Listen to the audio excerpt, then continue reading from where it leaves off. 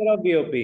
अब ध्यान से देखेंगे, चलो मैं आपको विजुलाइज कराता हूँ तो आपकी अंडरस्टैंडिंग और बेटर होगी। ध्यान से देखेंगे अंडरस्टैंडिंग के लिए। बीओपी ध्यान से सुनेंगे, इंपॉर्टेंट पॉइंट है। पूरा चैप्टर का ओवरव्यू दे रहा हूँ, पूरे चैप्टर का ओवरव्यू दे रहा हूँ। बहुत इजी चैप्टर है, अंडरस्टैंडिंग परफेक्ट होनी चाहिए। स्ट्रक्चर ऑफ बीओपी ध्यान से देखेंगे।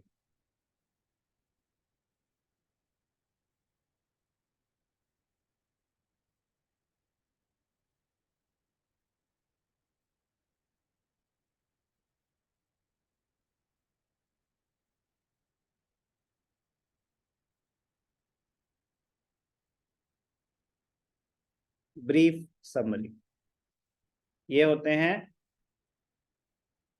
क्रेडिट्स, ये होते हैं डेबिट्स, लास्ट कॉलम होता है नेट क्रेडिट्स।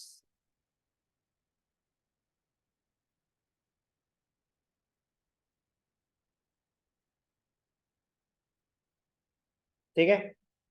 अब जो बीओपी है वो दो पार्ट्स में डिवाइडेड है, जो बीओपी है वो दो पार्ट्स में डिवाइडेड है। कौन से दो पार्ट्स? येलो के साथ कौन सा दिखेगा? ब्लू दिख जाएगा। चलो, दो पार्ट्स में डिवाइडेड है। एक पार्ट है बैलेंस ऑफ बीओपी, पूरी स्टेटमेंट का नाम है। उसके अंदर दो सब कैटेगरीज होती हैं, एक बैलेंस ऑफ करंट अकाउंट और एक बैलेंस ऑफ कैपिटल अकाउंट। तो उसी के अंडर ही करंट अकाउंट भी, कैपिटल अकाउंट भी। करंट अकाउंट में क्या आता है? करंट अकाउंट में आते हैं रेवेन्यू आइटम्स। करंट अकाउंट में क्या आते हैं? Revenue items. और यहाँ पे क्या आते हैं? Capital items. अब इसके थ्रू मैं आपको स्ट्रक्चर भी एक्सप्लेन कर रहा हूं और कंपोनेंट्स भी एक्सप्लेन कर रहा हूं। पूरा चैप्टर है ये, पूरा चैप्टर है ये जो अभी हम डिस्कस कर रहे हैं ना। तो BOP is the entire statement divided into two parts, balance of current account and the balance of capital account. Current account में आते हैं सिर्फ और सिर्फ रेवेन्यू आइटम्स, कैपिटल अकाउंट में आते हैं कैपिटल आइटम्स। तो कंपोनेंट्स ऑफ करंट अकाउंट क्या है? क्या है रेवेन्यू आइटम्स? पहले क्या है ये क्रेडिट्स, क्या है ये डेबिट्स? तो ध्यान से देखेंगे। क्रेडिट्स हम किनको बोलते हैं? सिंपल टर्म्स में रखते हैं ना, इनफ्लोज ऑफ फॉरेन एक्सचेंज। तो ये भी अकाउंटिंग पे बेस्ड है, बीओपी की स्टेटमेंट। डेबिट्स क्रेडिट्स सिंपल रखो, यहाँ पे कोई rules of debit and credit की जरूरत नहीं है। क्रेडिट्स किसको बोल रहे हैं? Inflows of foreign exchange. Debits किसको बोल रहे हैं? Outflows of foreign exchange. ध्यान से देखेंगे, क्रेडिट्स इनफ्लोज, डेबिट्स आउटफ्लोज। अब ध्यान से देखना करेंट अकाउंट में, और कौन सा कलर इसमें अच्छे से दिखेगा?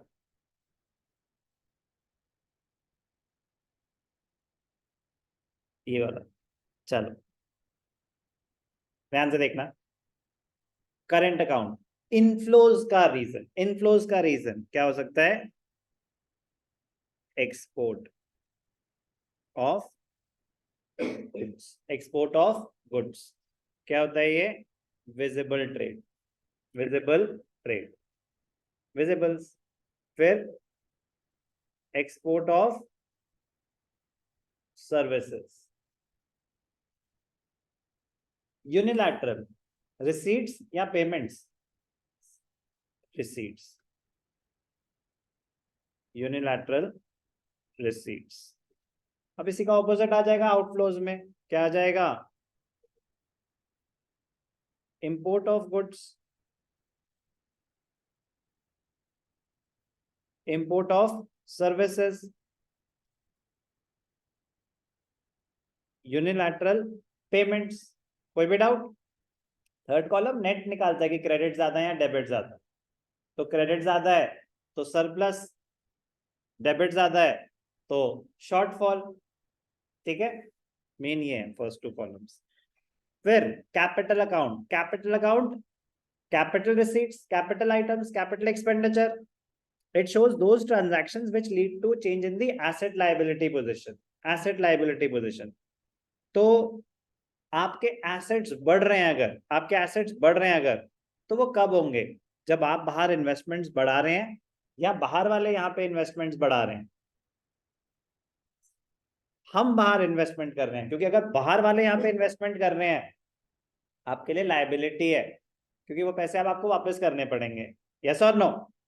बाहर वाले investments from abroad, investment inflow है ना, इन्वेस्टमेंट फ्रॉम अब्रॉड, पैसा आया, पर किस उम्मीद में आया कि 10 के 20 करेंगे, 20 के 40 करेंगे, और फिर बाद में पैसे पे ड्रॉप करेंगे ही करेंगे, पड़े थोड़ी ना रहने देंगे, कोई बात नहीं रख, नहीं, कोई बात नहीं वाला सीन नहीं है, ये पैसे वापस जाने हैं।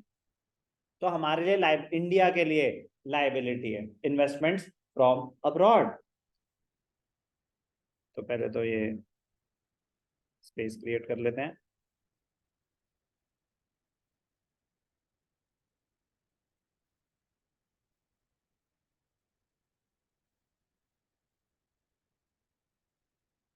ध्यान से देखेंगे। तो जैसे कि कुछ आपको एग्जांपल्स, एसेट लायबिलिटी एग्जांपल दिए क्या इनफ्लोज के,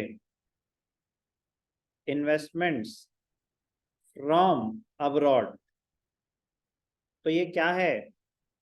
एफडीआई, एफआईआई। अभी एग्जांपल्स डिस्कस कर रहे हैं, अभी हम जनरल ओवरव्यू ले रहे हैं, अभी हम डिटेल में पढ़ेंगे what are the components. But मैं कह रहा हूँ चैप्टर यही है पूरा, ये है chapter BOP, structure of BOP. अब बीओपी में करंट अकाउंट में क्या क्या आएगा, कैपिटल अकाउंट, पूरा चैप्टर यही है। हम बस इसी को आगे और डिटेल में पढ़ रहे होंगे, सो बी केयरफुल। अभी समझ आ गया तो बहुत आसान है आपका, नहीं आया तो दोबारा सुनो। तो इन्वेस्टमेंट्स, इनफ्लोज, बाहर वालों ने यहाँ पे इन्वेस्टमेंट करी, loans and borrowings from abroad, India ने लोन लिया है बाहर से, तो पैसा तो यहाँ आ रहा है ना, इसका ऑपोजिट। इन्वेस्टमेंट्स मेड अब्रॉड, हमें बाहर इन्वेस्टमेंट करनी है, तो यहां से आउटफ्लो होगा कि नहीं होगा? विड्रॉल ऑफ इन्वेस्टमेंट्स, जो बाहर वालों ने यहाँ करी थी, withdrawal of investments made by foreign countries in our country. वो बाहर वाले जब यहाँ से विड्रॉ करेंगे तो पैसा जाएगा ना, आउटफ्लो। पॉइंट इज कि कैपिटल आइटम्स हैं, एसेट लायबिलिटी पोजीशन अफेक्ट हो रही है, एसेट लायबिलिटी पोजीशन अफेक्ट हो रही है। तो इनफ्लोज नॉर्मली क्या होते हैं? इंक्रीज इन लायबिलिटीज और decrease in assets. Outflows normally क्या होते हैं? इंक्रीज इन एसेट्स और decrease in liabilities. Withdrawal of investment by foreign countries, तो हमारे लायबिलिटी कम हो रही है, कैपिटल एक्सपेंडिचर है हमारा। Examples are limitless. मैं आपको बस ये बताना चाहता हूँ कि आइडिया दे रहा हूँ कि करंट अकाउंट में रेवेन्यू आइटम्स आते हैं, कैपिटल अकाउंट में कैपिटल आइटम्स आएंगे। आइटम्स क्या आएंगे वो तो भी हम देखेंगे, बट कैपिटल आइटम्स और रेवेन्यू आइटम में फर्क होता है, ये समझना जरूरी है। अब एक बड़ा इंटरेस्टिंग पॉइंट, मैंने बाहर इन्वेस्टमेंट्स करी, मैंने बाहर इन्वेस्टमेंट करी, क्यों करी? मतलब क्यों, क्यों मतलब वाई। मैंने बाहर कंट्रीज में इन्वेस्टमेंट करी, क्यों करी? रिटर्न ऑन इन्वेस्टमेंट, सिर्फ और सिर्फ पैसा कमाने के लिए, पैसा कमाने के लिए। अपने देश से पूरा प्यार है, तो पैसा भी जरूरी है, पैसे कमाने के लिए, प्रॉफिट जनरेट करने के लिए, रिटर्न ऑन इन्वेस्टमेंट के लिए। अब ध्यान से सुनना, बड़ा मजेदार पॉइंट। मैंने बाहर इन्वेस्टमेंट्स करी, कैपिटल ट्रांजैक्शन या revenue transaction? Yes, capital transaction, perfect answer. अब मैंने बाहर इन्वेस्टमेंट करी, बाहर लोन्स दे रखे हैं मैंने, उस पे कमाया इंटरेस्ट, उस पे क्या कमाया? इंटरेस्ट। तो interest on that investment, capital item revenue item? Kavya, revenue item. तो वो कहां आएगा? क्या वो एक्सपोर्ट और import of goods and services है? क्या वो यूनिलैटरल है? नहीं। तो इन्वेस्टमेंट इनकम भी कहां जाती है? करेंट अकाउंट में। कहां जाती है? करेंट अकाउंट में। तो इनफ्लोज का एग्जांपल क्या होगा? इन्वेस्टमेंट इनकम यहाँ पे क्या होगा, इन्वेस्टमेंट पेमेंट्स।